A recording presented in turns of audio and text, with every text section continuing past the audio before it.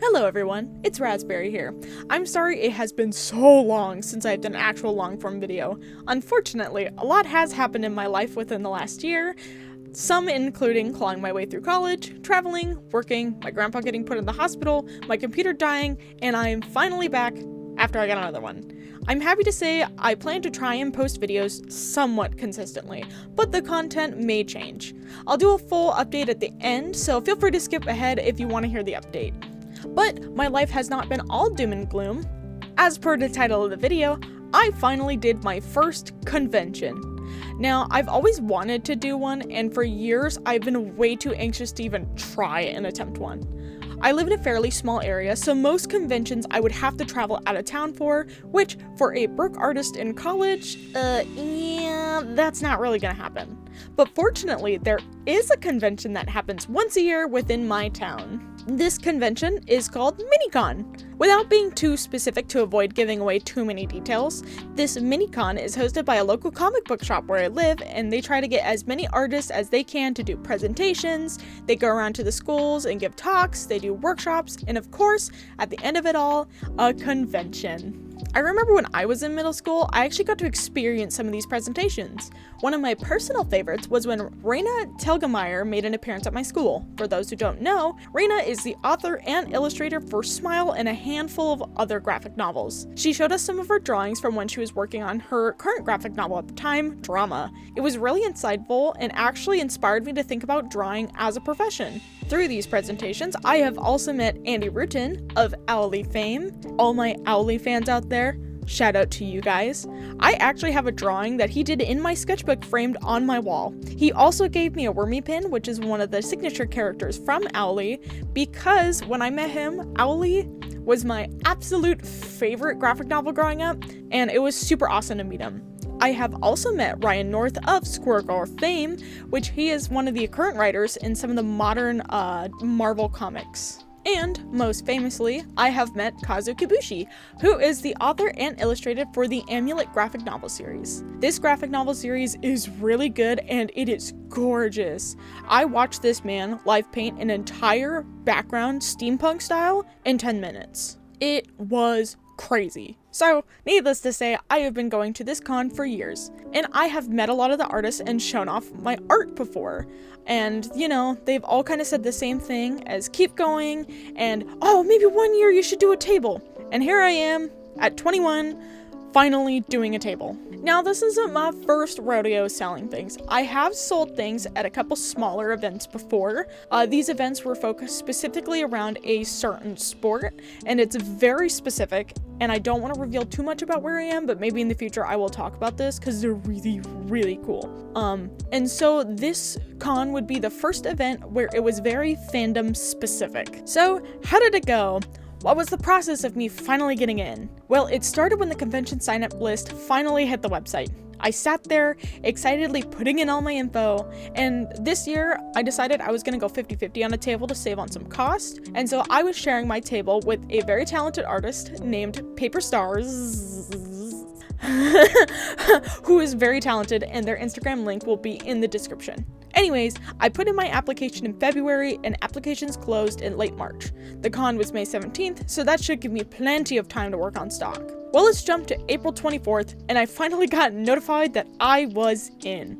Now, to me, this wasn't a massive deal, but man, I was getting nervous. I know that a lot of artists who table at major cons are probably clutching their chests and cringing, but for me at least, this wasn't a big deal, because what I specialize in is stickers. Now, all of my stickers are designed by moi. You can actually see speed paint for some in the background. I manufacture them all myself, and to do that, I have two very trusty machines. I use my Epson EcoTank 2800, which is the only printer I will ever recommend for any artist printing anything at home. I printed over 100 sheets of stickers, and I didn't even blow through half of my ink tank. And the other thing that I use my Cricut Explore Air 2. Which I love dearly, but man, it is frustrating sometimes. But with this, I do not have to wait for any stock to come in. I was smart and I did order sticker paper and laminate way before the convention, so I was pretty set.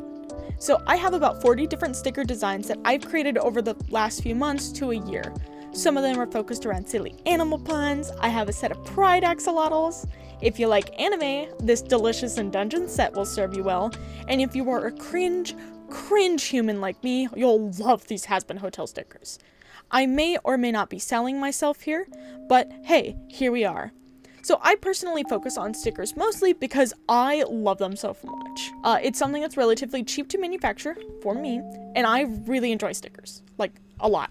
I will slap stickers on everything. My water bottle is actually covered with my stickers specifically so I can test out the durability and all that fun stuff so I can like tell customers that they're gonna get a higher quality sticker. But okay, let's move on before I get sidetracked. So I had a few weeks until the convention would be here. Awesome! That means I'll print all of these out in a timely manner, right? Right? So I try really hard not to be a procrastinator, and this time for the event, I tried not to. But this time I had actual reasons for waiting so long, as previously mentioned. But now let's flash forward to May 15th, 2 days before the con, and all I had was some leftover stock from my previously mentioned event that I sold at. I had so many stickers to get cut out and prepped. It took me 2 whole days to get everything cut and ready. And the cherry on top of this all, for anybody who owns a Cricut, they know how they can be an absolute godsend when it comes to getting stuff quickly done. But they also know that Cricuts can be your worst nightmare. I'm gonna give a brief overview on how stickers are done on a Cricut, but I would love to get an entire video made about this one day, so this will just be really fast. So first, you have to lay everything out within the Cricut design space, and then that's where you can make the product. For me, I use the print and cut setting, which allows for the Cricut to cut through all the layers of the paper to make individual stickers. But once the paper is printed out, you have these 4 black corner lines around your design. These are the registration marks that are basically the guideline for your Cricut. As long as it can see these marks and the paper is located in the correct spot on the mat, the Cricut will, most of the time, accurately cut along the part that you have put in the program. I hope that makes sense. But with how I do my stickers, I choose to laminate them. This is 1, to help the color stay strong, and 2, to allow some more durability within my stickers. The main issue here is that if the laminate goes over the registration marks, it can create enough of a glare that the Cricut cannot read it at all. It is like an illiterate child. And it will stop, and you will have to unload and reload your mat and try and figure it all out. Now, there are a couple ways you can get around that. You can lay the lamination in between the registration marks, but I find that there's just way more paper waste, and it usually creates more errors in the long run. What I do personally is I laminate like 90% of the page, and I just go over the registration marks with a Sharpie. This works about 95% of the time, but sometimes it doesn't work, and then it's just brainstorming trying to figure out how the heck you can get it to cut. Which it would be fine if it only happened every once in a while, but when your Cricut is doing it over and over and over again, it is so frustrating that it's making me not want to say thank you to Siri every time I ask her a question, because good lord, technology can be so infuriating. But my Cricut is my baby, and it makes it so I do not have to go to an outside manufacturer. So as previously mentioned, I spent the 2 days leading up to the con laminating and printing and cutting my stickers all day. But here I am. It's Friday night, and I am finally ready for the con. And so off to bed I go. I finished at like 5 p.m. and I had to get up at 7 in the morning. And now, after all the stress and all the ire, it's convention day, baby. And so I needed to make my way over to the convention hall, but first I had to grab my lovely sister, who would be helping run the other half of my table, which was amazing because it meant I got to bother her literally all day. She will never escape me. I will always bother her wherever I can. And so we grabbed a quick bite to eat, and we got some monstrous Red Bull spritzers to keep our energy high for about an hour while we made our way to the con center. Now, the convention took place within a local museum within my town, which can seem silly as there's big convention centers, but this museum had 3 floors of office space and open area, and we were located on the very top floor. So I didn't take too many videos or pictures as I'm not too comfortable being on camera / existing around a camera. Group photos hate to see me coming. I will strike the most uncomfortable and awkward pose you will ever see in your life, and no, I will not pose nicely unless I have to. But I did take a couple clips for you guys, so you can kind of see what we were working with here. It doesn't really do the place justice, because there were a lot of people around here, and you could look down and you could see all the extra tables, and you could see all the people walking in, and you could hear everything, which was the one downside. All the noise echoed upwards, and it was also like scorching hot upstairs. But anyways, so setup started around 8 and it went till 10, but we decided to show up around 9. We made our way to what we thought was our table and we started setting up. And after we were about halfway done setting up our table, another group showed up and noticed that the tables were off. It turns out that there was an extra table added last minute, and we were all supposed to be shifted down one table. They forgot to let us know beforehand. Honestly, that was pretty funny. I try to take oopsies like that with stride, because if you think about it too hard, then it'll just make you way more stressed out in the end. Some of the other artists were definitely stressed out by this, but we just had to quickly shuffle down like one table. But it was finally time for the convention center to open. And oh boy, it was so much fun. So unfortunately, I don't really have too much to say about the actual con experience. All of the con chaos kind of happened before the con. I also didn't really get a chance to look around the con. One, because I like being by my stuff, and interacting with people is always very fun to me. And two, if I had walked around during this con, I probably would have spent more money than I should have. Like, someone was selling "Don't Hug Me, I'm Scared" prints, and they were gorgeous. I wanted one so bad. I did have some really funny customer interactions, including one kid who was probably about 4. He came up to my table and he asked, "Hey, do you have anything for free?" He was really cute, and I had already made my monies back from the table, and so I was just like, no, I don't. But if you ask really nicely, I might. And he proceeded to give me the most adorable "please." And of course I gave him a sticker. That kid ran to his parents so happily. I have a very horrendous habit of giving stuff out for free. All of the events I have done, I've given out at least $50 worth of stickers. I can't help it. I like seeing people smile. It's also why I like being in customer service, because I just like helping people. And if I can make people smile with my art, that's like all that I care about at the end of the day.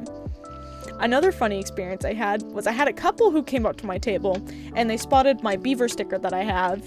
It says, "You beaver, believe in yourself." It's like really cool, guys. It's so cool.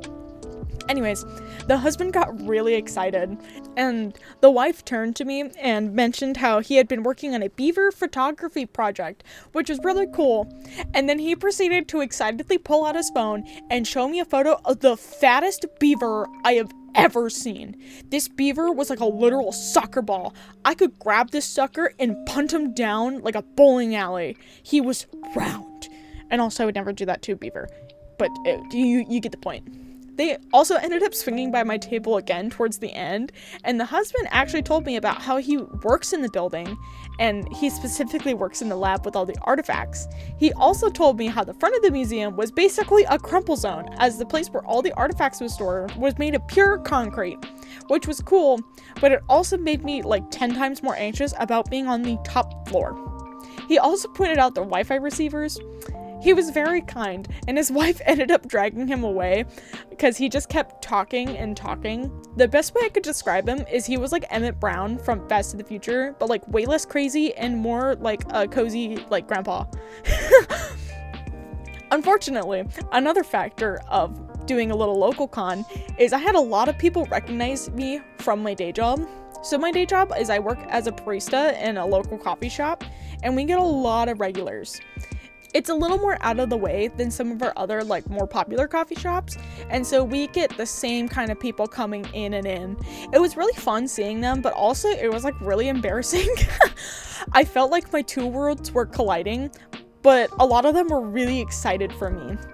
And probably one of my favorite interactions was I saw my old middle school teacher, who for all 3 years in middle school was there to encourage me in my creative endeavors and told me I should continue to pursue art.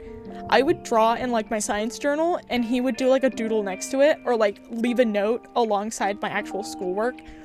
My favorite was when I drew like really cursed Rick and Morty at the front of my notebook and he was like, oh man, I love Rick and Morty, but Summer looks kind of weird. And I'm like, that's kind of the point. Anyways, he was very emotional when he saw me and he bought so many stickers from me. But overall, the con experience was really lovely. Personally, when people talk about con videos, one section I've always really enjoyed is where they kind of go over the statistics from the con.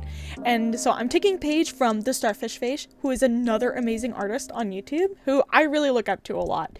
I don't know if you can tell by the way I draw and the way she draws. I mean, it's you can't even notice. You can't even tell. Anyways, I'm going to be taking a page out of her book, and I want to go over the logistics of the convention. Now, what I mean by this is it's going to be going over, like, how much I spent, how much I made back, what did I get in profit, yada, yada, yada, all that stuff. I like cold, hard data, but only for things I'm interested in. So, how about let's delve into it. So, for the materials, I get a 240 count of matte sticker paper from a brand called QHY, and I get this for about $38.99. Unfortunately, these prices are probably subject to change, but I'm not going to talk about that here. For lamination, I use the Avery self-laminating sheets. Now, I buy 3 packs of the 50 count, and I usually get them for about $16.49 each. So this puts us at a total for materials of $88.46.